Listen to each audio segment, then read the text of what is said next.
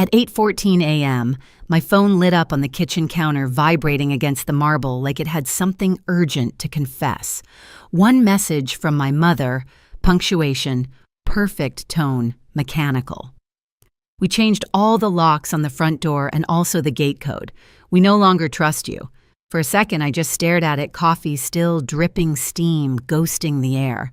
Then I typed back, calm as ever, noted. That was clever. But I believe you forgot one thing.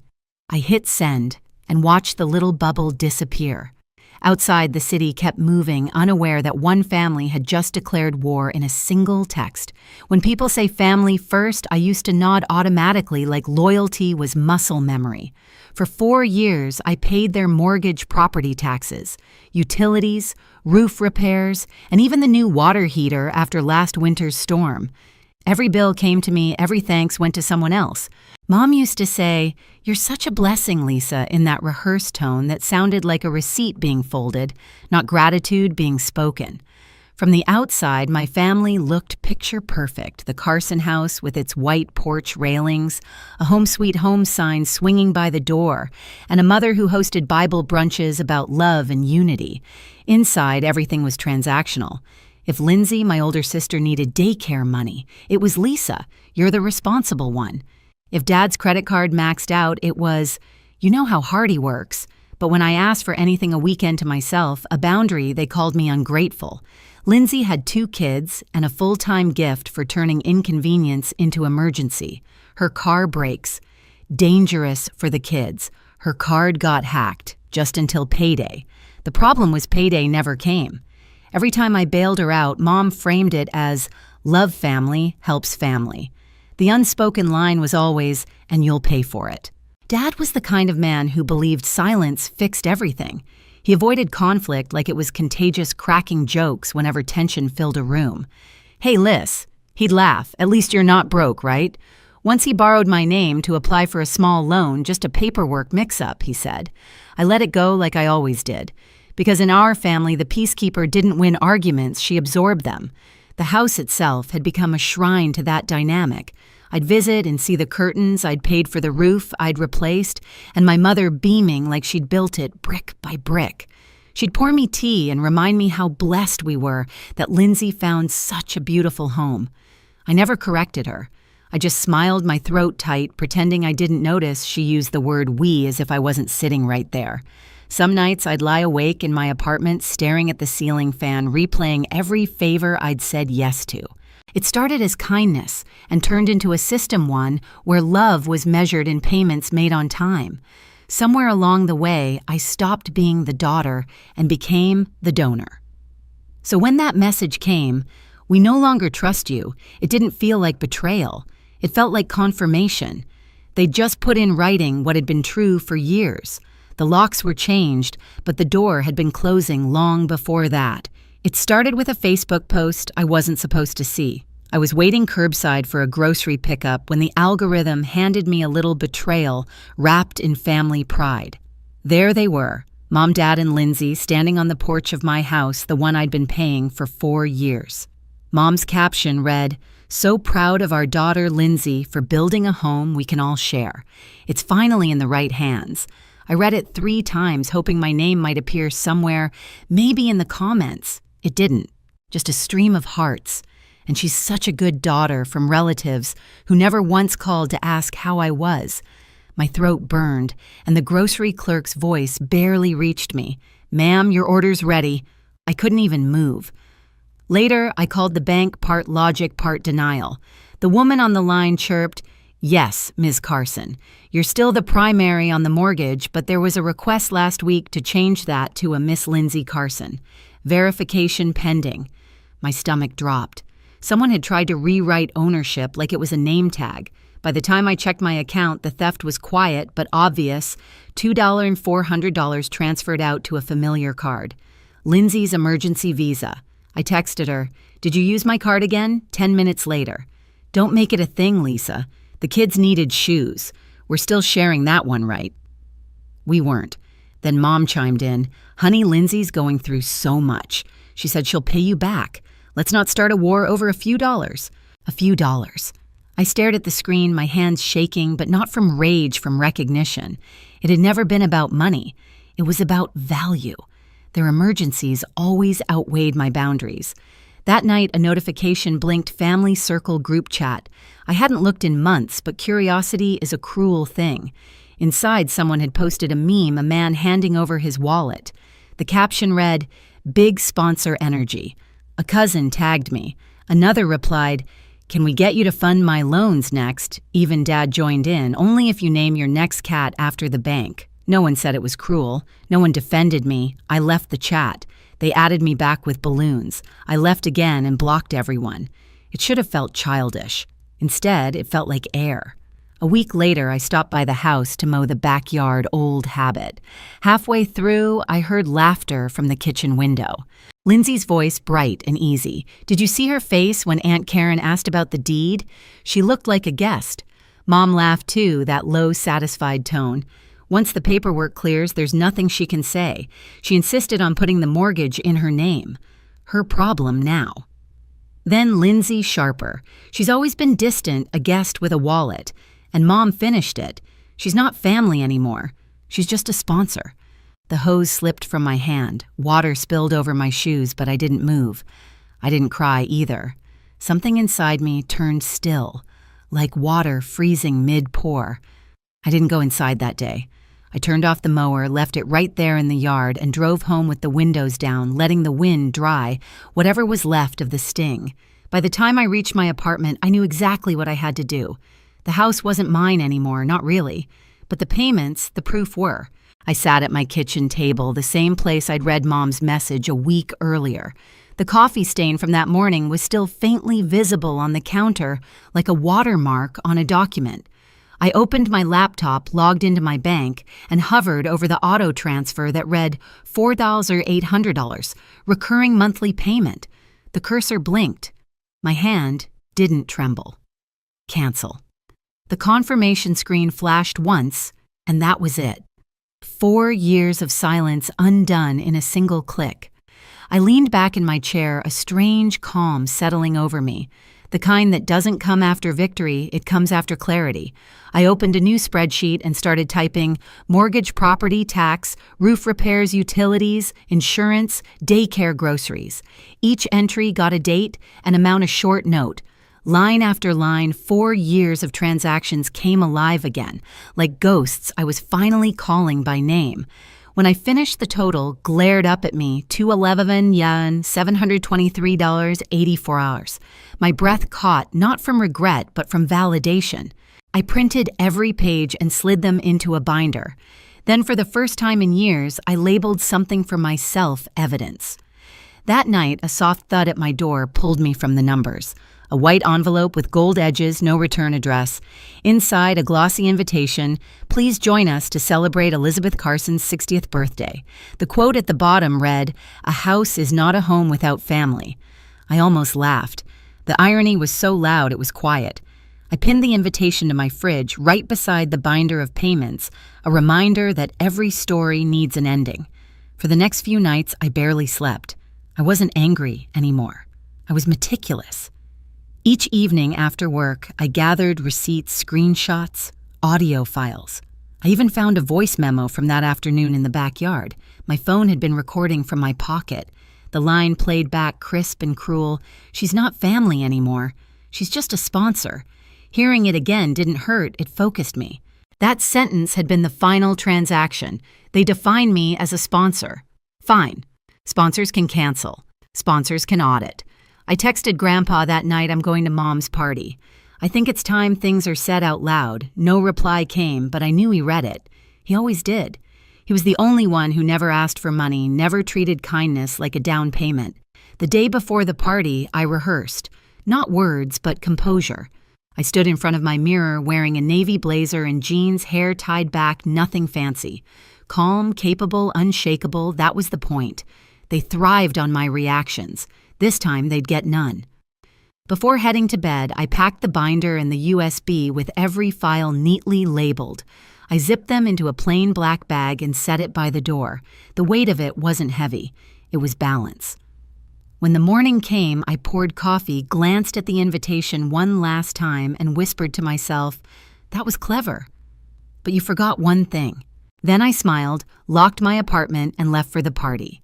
The party was exactly what I expected: emerald and gold decorations, a rented banquet hall that smelled faintly of perfume and champagne, and the soft hum of people pretending to adore each other.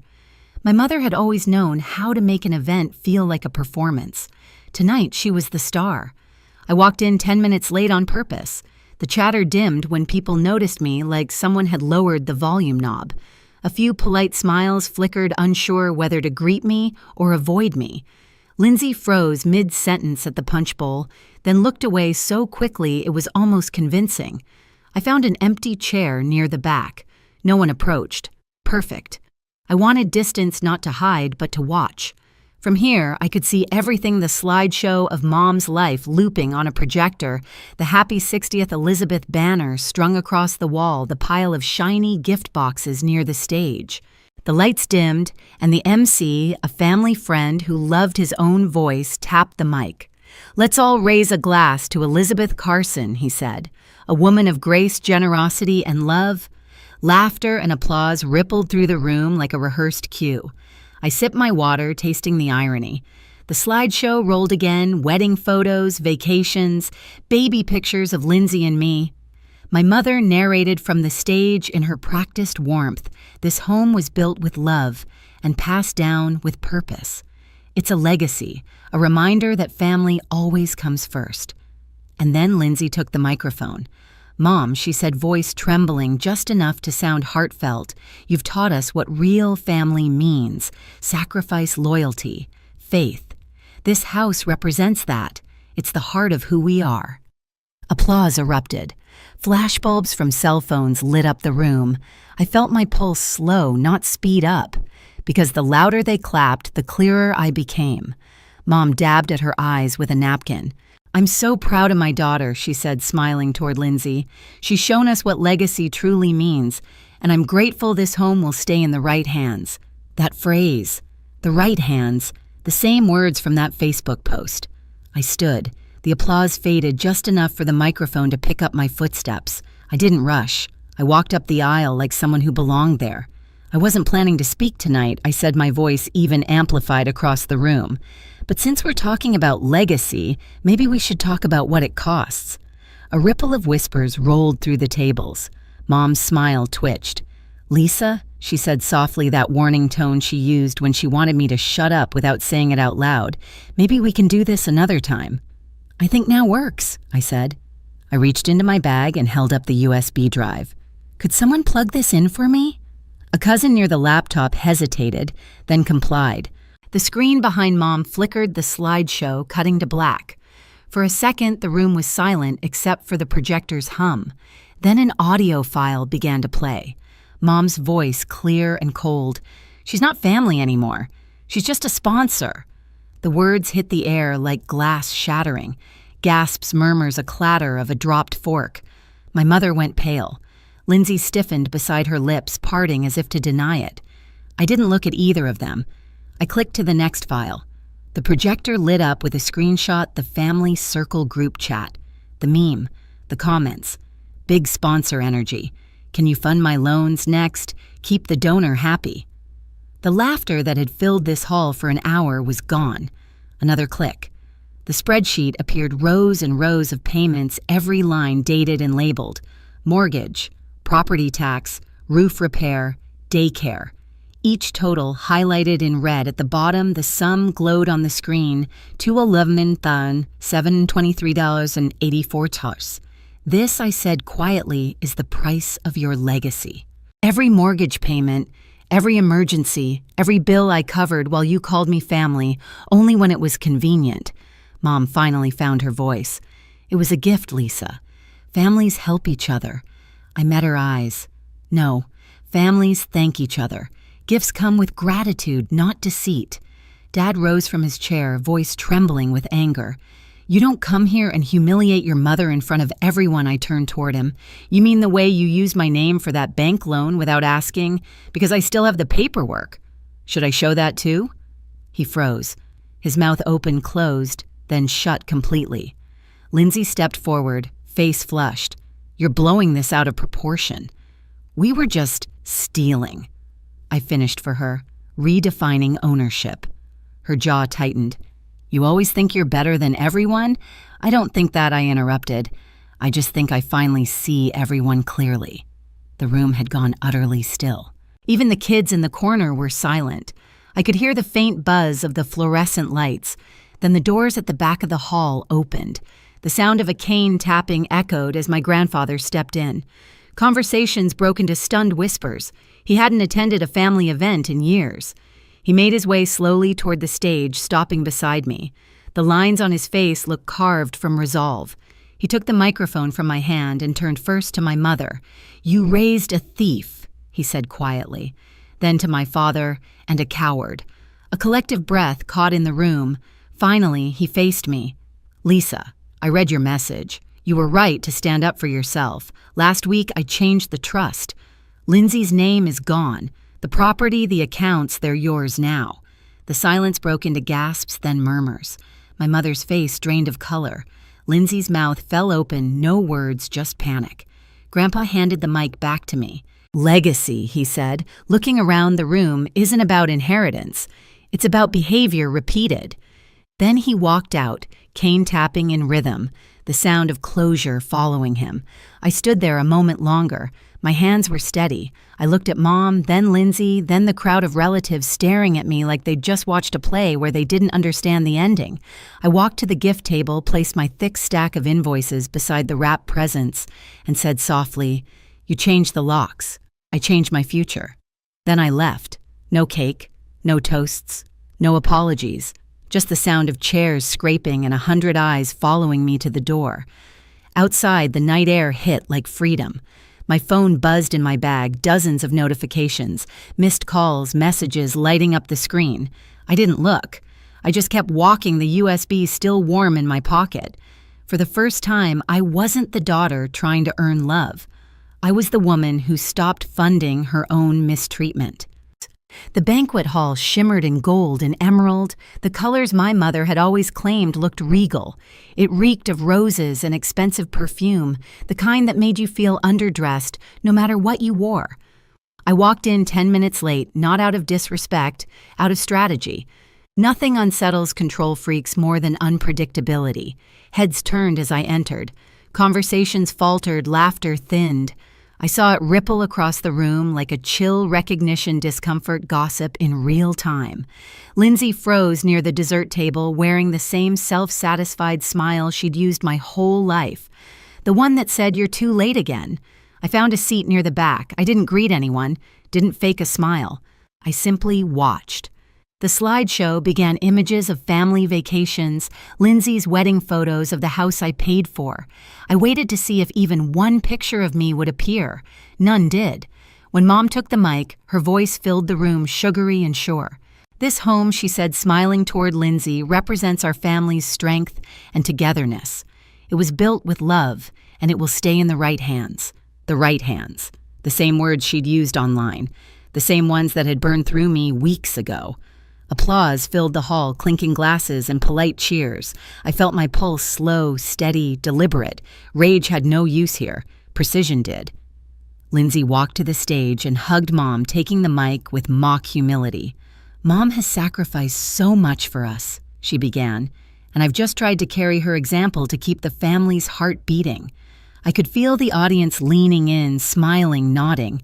It was a room full of people hypnotized by the performance of goodness. I stood smoothing the sleeve of my blazer and began walking toward the stage. The applause faltered. People turned. Chairs creaked. My mother's expression froze halfway between pride and panic. "I wasn't planning to speak tonight," I said evenly, taking the spare mic from the stand. "But since we're talking about family and sacrifice, maybe it's time we talk about what those words have cost." My mother's hand twitched toward me like she might whisper something, some polite, murderous plea for silence. I didn't look at her. "I have a short presentation," I said, reaching into my bag. "Could someone help me plug this in?" A cousin near the projector hesitated, glancing at Mom, then at me, and decided curiosity outweighed loyalty. He took the USB and slotted it in. The slideshow blinked off, and a new file name appeared on screen. Sponsorship Program for Years. XLSX. The room chuckled nervously. I let them. The first audio clip began to play background chatter, then my mother's voice, cold and unmistakable. She's not family anymore, she's just a sponsor. The laughter stopped. Someone gasped. Glass shattered. Lindsay's face drained of color. Mom stood frozen, her lips parted but no sound emerging. I waited for the echo to die before I spoke. That was recorded 3 weeks ago, the day you told me I wasn't family. I clicked to the next slide screenshots of the group chat. The meme of a man handing over his wallet. The comments, big sponsor energy. Can you fund my loans next? Keep the donor happy. This, I said, is what love looks like in the Carson family. No one moved. I heard a chair leg scrape against the floor. Click. The spreadsheet filled the screen rows of payments, line after line, mortgage, property tax, roof repairs, daycare, groceries. 4 years' worth of invisible labor. At the bottom, a total in red, $211,723.84. This, I said quietly, is what that love cost.